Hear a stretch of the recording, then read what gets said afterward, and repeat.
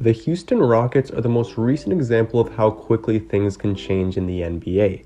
In the 2018 season, the Rockets had the best record in the league, and they ended up just one win away from reaching the finals. However, by the 2021 season, Houston was in the exact opposite situation, finishing with the worst record in the league. At this point, the Rockets are in full rebuild mode, but their rebuild hasn't exactly gotten off to a positive start. While they do have some good young talent, they currently have a 2-16 record, and on most nights they look awful as a team. There are going to be growing pains in any rebuild, but the worry with Houston is that they don't have a clear direction. By trading James Harden for strictly draft picks, Houston's future is predicated on not only landing good picks in the lottery, but hoping those players pan out as well. On top of that, the only players on this team that should be considered untouchable are Jalen Green and Alperen Şengün.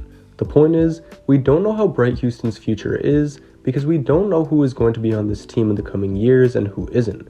Even with that being the case, there is still reason to have hope for this team going forward. In today's video, I'm going to be giving my thoughts on what this Rockets team has going for them and what changes they need to make to ensure success in the future. Murray inside, incredible! LeBron James with no regard for human life. They do have a timeout. Decide not to use it. Curry, way downtown. Bang! Bang! Oh, what a shot from Curry!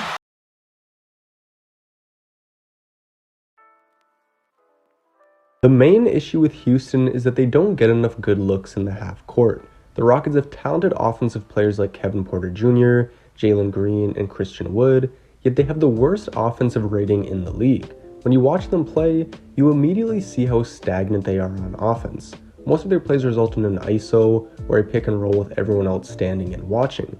This is because the best point guard on this team is currently sitting on the sidelines waiting to be traded. The Kevin Porter Jr. point guard experiment has been a disaster so far.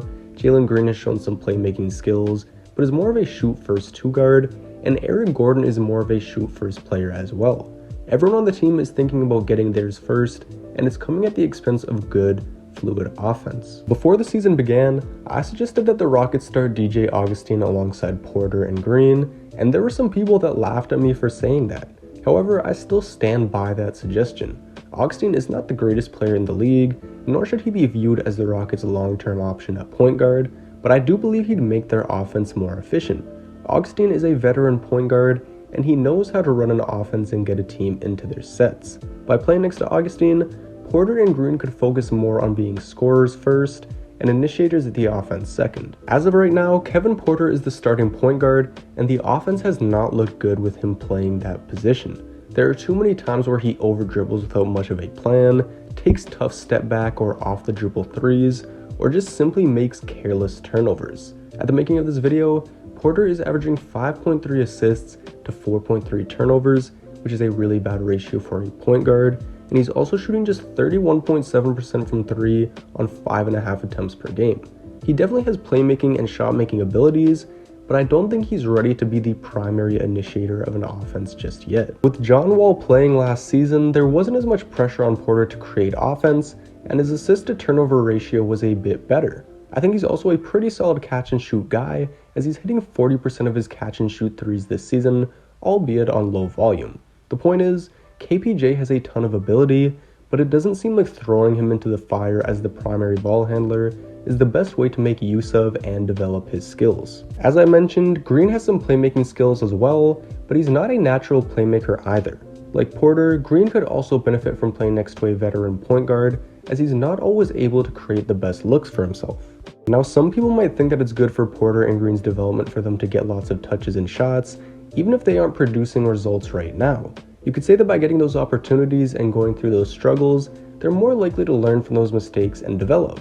However, I would argue that this situation is actually bad for their development, as this environment isn't teaching them how to play the game the right way, and is instead forming bad habits within these players. Playing DJ Augustin some more minutes would help, but trading away most of the other veterans would be for the best as well. The reason I say this is because veterans like Eric Gordon or Daniel House did not sign up to play for a rebuilding team.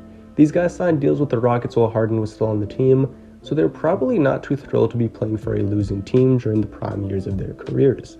But moving on from the veterans that don't want to be here, the Rockets will be able to free up cap space for next summer, which they could use to sign a natural point guard, as well as some vets that actually know what they're signing up for. So the Rockets should look to pair KPJ and Green with a more natural point guard. They should trade away the current vets on this team that likely don't want to be there, and use that added cap space to sign players that want to grow with this team. Hypothetically, let's say the Rockets are able to sign an affordable point guard like Tyus Jones next summer. If they signed him, Houston would have two solid point guards in Jones and Augustine that could run the offense, two players with lots of playmaking potential in Porter and Şengün, and two solid passers in Jalen Green and Jae'Sean Tate. Some other names that Houston could go after are Tony Snell, Troy Brown, or Josh Okogie, players that are going to provide good defense while playing smart team basketball. The Rockets may be the worst offensive team in the league, but they actually have a quite respectable 18th ranked defense. At times, they have mental lapses leading to easy buckets, or they simply don't put enough effort into guarding their man, but you're going to see those inconsistencies with a young team. Even though there are bad moments, this team has had a lot of good defensive moments as well, and by adding more defensive-minded players, this team would continue to grow on that end of the floor. From there, it's all about experimenting with different lineup combinations, giving more minutes to the less heralded young guys on this team, and making smart selections come the day of the draft. I like to see Şengün and Wood get more minutes together, as I think there's potential for a nice big-to-big combination there. I like to see Josh Christopher and Usman Garuba get more playing time later in the season. And as far as the draft goes, the Rockets are in a position where they should be drafting the best available player regardless of position, which at the moment looks like Paolo Banchero out of Duke. Best case scenario, Houston signs some of the players I talked about, gets Banchero with the #1 pick in the draft, and puts out a much more well put together team next season. To me, this is the blueprint of a team that has high upside, can play good, disciplined basketball on both ends of the floor, and can grow together for years to come. The Rockets may look like a disaster right now, but because there is a chance they have a roster like this by next year, there is reason to be hopeful for this team's future. Anyways, that's going to be all for today's video. Be sure to like, subscribe, and leave your thoughts down in the comments below. And with all that being said, I'm out, and I'll see you in the next video.